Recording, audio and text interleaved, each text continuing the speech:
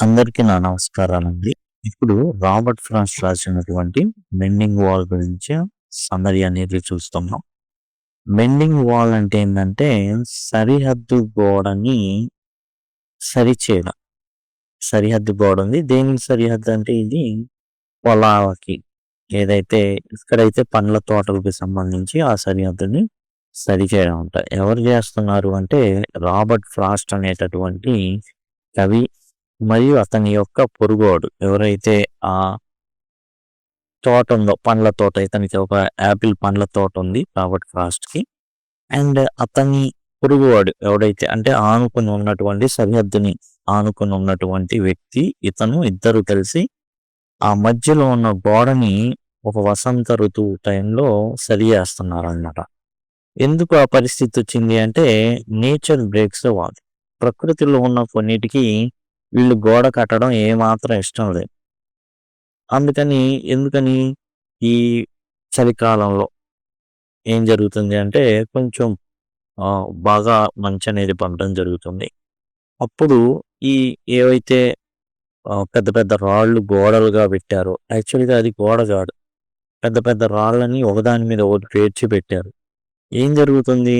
ఈ బాగా మంచనేది ఇదైనప్పుడు గడ్డగట్టినప్పుడు కొంచెం రాళ్ళనేవి కింద పడిపోతాయి.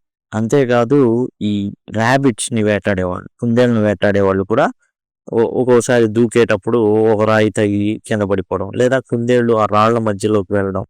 అప్పుడు ఈ వేటగాళ్ళు ఏందంటే ఆ రాళ్ళని కింద పడేసి వాటిని బయటికి లాగడం, ఇలాంటి పనులైతే జరుగుతా ఉంటాయి.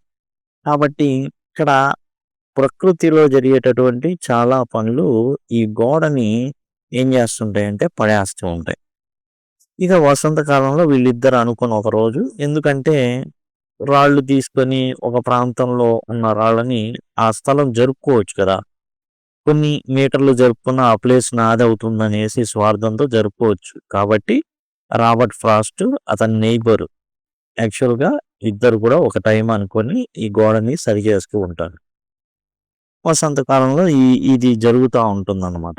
వాళ్ళిద్దరు కూడా ఆ గోడ ఎమ్మటి నడుచుకుంటూ వెళ్తారు. 1 ఎకరానో, 2 ఎకరాలనో అనుకోవద్దు. వందల ఎకరాల్లో ఈ పండ్ల తోటలైతే ఉంటాయి. అలా నడుచుకుంటా వెళ్ళే క్రమంలో ఎక్కడో ఒక చోట ఈ గోడ ఇయన్నీ కూడా పడిపోయి ఉంటాయి. గోడ అంటే సిమెంట్‌తో, కాంక్రీట్‌తో కట్టినటువంటి గోడలు కాదయి. రాళ్ళు ఒకదానికొకటి పేరుస్తారనమాట. కాబట్టి వీళ్ళు ఏం చేస్తారు అంటే, మరి ఇదంతా చాలా కష్టమైన విషయం గదా! ఒకళ్ళు పేర్చడం, ఆ రాళ్ళెత్తాలి, చేతులన్నీ గరుగ్గా అయిపోతాయి, దెబ్బలు తగులుతాయి. కాబట్టి వీళ్ళేందంటే, దాన్ని ఒక ఆటగా మార్చేశారు. కొన్ని రౌండ్‌గా ఉంటాయి, సరిగ్గా బ్యాలెన్స్ అవ్వవు. వాళ్ళు రాళ్ళతో మాట్లాడతారనమాట. "ఏయ్! రాయి నువ్వు సరిగ్గా ఉండు. సరిగ్గా నిలబడు ఇక్కడ. ఏయ్! సరిగ్గా ఉండవు." ఇట్లా చెప్పుకుంటూ వాళ్ళేందంటే ఆనందిస్తా ఆ గోడననేవి కట్టుకుంటా ఉంటారు. యాక్చువల్‌గా రాబర్ట్ ఫ్రాస్ట్‌కి ఇంత కష్టం అవసరమా? ఇంత అవసరమా? అనేటటువంటిది అనిపిస్తూ ఉంటుంది. ఎందుకంటే ఇక్కడ అతనేమో పైన్ చెట్లేసుకున్నాడు. నేనేమో యాపిల్ చెట్లేసుకున్నా. ఈజీగా తెలిసిపోయిద్ది. ఎవరి ప్లేస్ ఏంటనేది. దానికెందుకు అనవసరంగా ఇంత టైం వెచ్చించి, అంతేకాదు నేనెటు ఎళ్ళను అతని దాంట్లోకి. అంటే చెట్లు కూడా నడుచుకుంటా ఏమి ఎళ్ళవే. ఎందుకు అనవసరంగా? అని ఈ మధ్యలోనే అతను పొరుగువాడితో, తన ఎదురున్న వాడితో, స్థలం పక్కన ఉన్న వ్యక్తితో చెప్పాడనమాట. ఎందుకు ఈ గోడలు ఇయన్నీ మన మధ్య? వద్దులే ఈ గోడలు ఇయన్నీ ఆపేద్దాం అంటే, అప్పుడు తన పక్కన ఉన్నటువంటి వ్యక్తి ఏమన్నా అంటే, మా నాన్నగారు చెప్పేవాళ్ళు, మంచి సరిహద్దులనేవి మంచి మిత్రులని ఇస్తాయి. అంటే పక్కనున్న వాళ్ళు ఈ గోడ సరిగ్గా ఉంటేనే, సరిహద్దులు సరిగ్గా ఉంటేనే ఏమవుతుంది? పక్కనున్నోళ్ళు స్నేహంతో ఉంటారు అని మా నాన్నగారు చెప్పారు. కాబట్టి ఆయన ఏదైతే చెప్పాడో అది నేను పాటిస్తాను గాబట్టి, నువ్వు ఉండాలి. ఈ గోడ సరిచేయాల్సింది. అయితే స్పీకరు ఇయన్నీ అనవసరం అసలు. అసలు ఎందుకు గోడలు కట్టడం? నువ్వు అసలు ఎందుకు అనవసరం ఇక్కడి నుంచి ఏం తీసుకెళ్తా? అక్కడి నుంచి ఏం తీసుకొస్తా? ఇయన్నీ అనవసరం. అంతేకాకుండా ప్రకృతికి కూడా నచ్చట్లా ఈ గోడ ఉండడం. ఏదో ఒకటి అకేషన్ చూసుకొని మరీ పడేస్తుంది. మంచు గడ్డలు కట్టినప్పుడు పడేయడం. ఏమవుతుందంటే లోపల ఉన్న వాటరు ఇయన్నీ గూడా ఇదైనప్పుడు ఈ రాళ్ళు డిస్‌ప్లేస్ అవ్వడం, అయి కింద పడిపోవడం.